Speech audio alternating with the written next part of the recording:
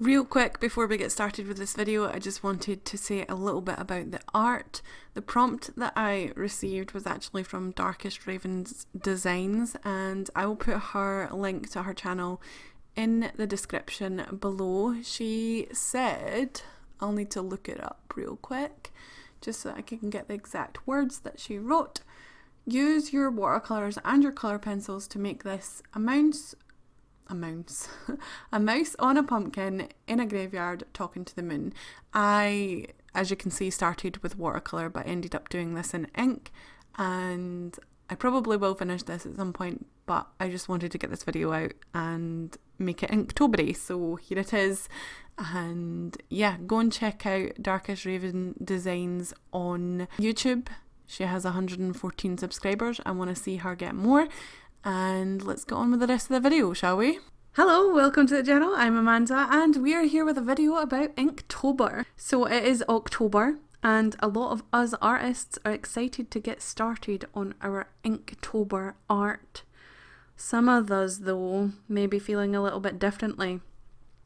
Either you're not participating in it and you're extremely happy with that choice, or you're still not participating in it and maybe feeling a bit left out. And you really want to join in, but just know that you don't have the time. I just wanted to make this video as a sort of comfort maybe, or to offer a few ideas for you to get involved without going in full force. So let's start off with social media. If you can't make time to make your own art, take a little time to scroll through Instagram or Twitter. A lot of artists post their art at this time of year, and not only is it nice to support our fellow artists and creatives by liking and commenting and sharing their work, but you might also find some new artists to follow who inspire you that you never really knew about. I have found so many artists through Inktober just by them posting in the hashtags and other people liking their posts and me seeing it, and I've found so many good artists. So that's a good way to get involved but not actually have to do the art. You can support the other artists that are doing it, say you can do it, and comment on their art saying that it's great and they're doing very well and you're proud of them for participating for however long they have, even if it's just a day. So encouraging other artists, I think, is a really good way to have a low maintenance participation in the challenge. You could also take a few minutes to work on just one drawing for Inktober, so a couple of minutes, maybe even 5-10 minutes a day. You could work on the same drawing for the whole 31 days, so that means that you could maybe even get a couple of hours in throughout the month to work on one really good piece. A lot of people have done this in the past. Some of them make it so hard for them to do because they do it on such a big piece of paper, but you don't have to do it on a huge piece of paper. You could do it on an A4 or whatever size you usually draw on, and you could maybe do the sketch a couple of days out of the Inktober, make sure you get that really right, and then do the line art and then add the shading and all of that stuff, and then post it at the end and say, this is what I've done, this is what I've completed for Inktober. I think that that's a really good way to do it because it makes you feel like you have worked on the Inktober for the full month, and it makes you feel a little bit better that you've participated in it. If you can squeeze in a little more time each day, maybe you could work on a bigger piece and you could post your work in progress shots every day or every other day or even every week, just to show how you're getting on with it. It brings traction to your social media accounts and it just makes you participate in it in a less committed way. There's plenty of other scenarios that you could think of on your own. I'm not going to dumb it down for you. I know that yous are smart, so you can think of plenty of other ways to do it. Inktober these days has become a lot more less strict than it was before. It used to just be you had to do ink, you had to do it traditionally, it had to be posted every single day, all of that stuff. You were allowed a pencil, but all the other rules were really strict. But now Jake Parker has upgraded the rules to say that you can use digital art. You can add in your other artworks, which I think is okay because a lot of artists don't actually like using ink on its own. I, for one, don't like using ink at all. So I would prefer a challenge that challenged me to maybe try ink, but if I didn't really like it, then I could just go back to my old ways, I guess. I don't know. I prefer lineless work. I prefer to use watercolour without ink. I prefer to do digital artwork, and I just feel like it's a little bit cheaty, even though Jake Parker has said that you can use digital art and you can use all these other mediums and do all this other stuff. I just feel like it's a little bit cheaty because Inktober is called Inktober for a reason. You have to use ink, like that's the challenge. But I think it's more about just trying to do your best, and even if it comes out bad, to just move on with it and not care about the fact that it's bad, because you actually learn, in my opinion, you learn more from bad art than you do from good art, because you're like, oh, it's good, that's fine, don't need to do anything with it now. Whereas with bad art, you can look at it and go, well, this limb is a little bit janky, maybe I should fix that a little bit, or this line is a little bit wonky, maybe I should go slower or faster, because inking does help. When you go faster, it helps for you to get the flow of the line better. I don't know, I'm not an expert on inking, but apparently that's true. But yeah, I don't like the look of ink on my own artwork, but I do love it with other people's work. Like, I love the way that Rin inks from Drawn with Waffles. I love the way that a couple of other artists ink and use ink in their work, but I just don't like doing it. It's not because of the permanence so much, it's just because I don't like it.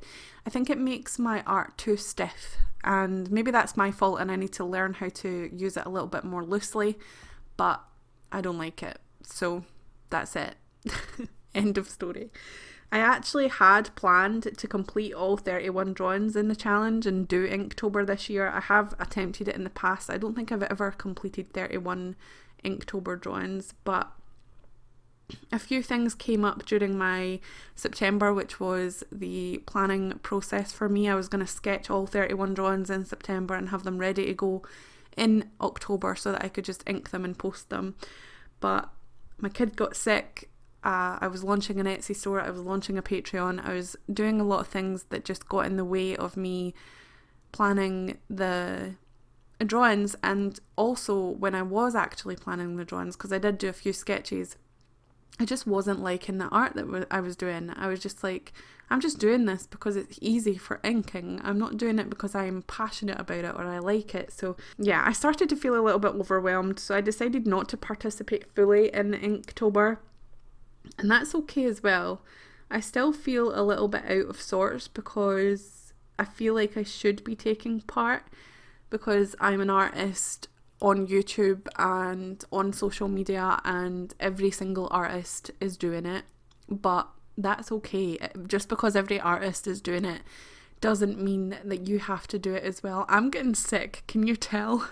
My voice is like, help, help. Anyway, you shouldn't feel like that either. If you don't want to do Inktober for whatever reason, it's too much for you, you get too overwhelmed, it makes you think twice about whether you like your art or not. Any of these negative feelings, if you feel them, then just don't do Inktober. It's fine. You can do one drawing, or do, like I said, the one drawing a week, or the one big drawing and do the work in progress or whatever. Or do whatever just makes you happy, basically. If you don't want to work with ink, you would rather pick up a paintbrush and work with watercolour, or pick up a pencil and just sketch away, or a ballpoint pen. That's actually ink, so that counts. But anyway, you can do that. You don't have to participate in this challenge. And it's weird how this challenge is the one that brings the most anxiety out in people. I think Mermaid and a couple of other challenges that you see throughout the year don't have the same effect on artists. I don't know why, because it's just weird. Like, if you don't participate in mermaid, you don't feel really bad. Well, at least I don't. I didn't feel bad. I don't like mermaids. I don't draw them.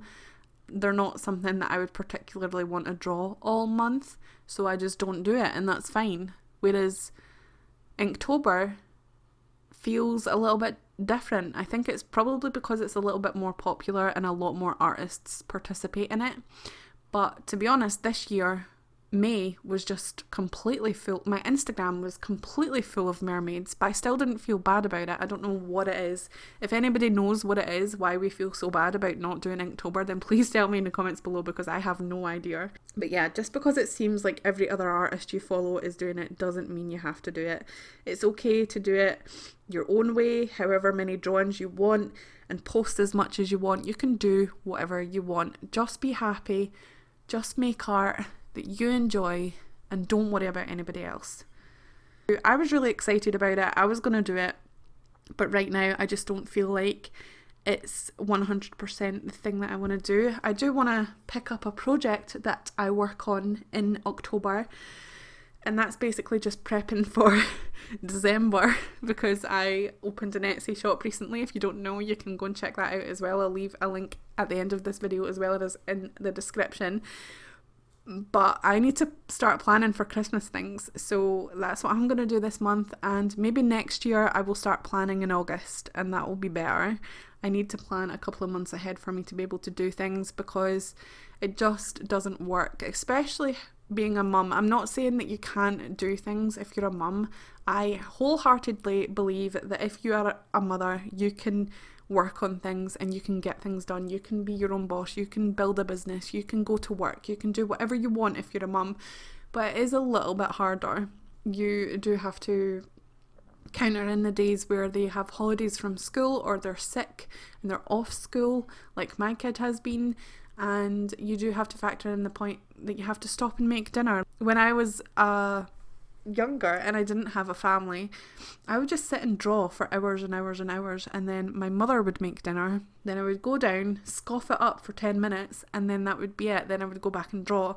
Now I have to stop and start making it, and that can take 1 to 2 hours, and then eat it with my family, which can take longer because you're chatting and you're trying to get your son to eat the dinner even though he doesn't want it to.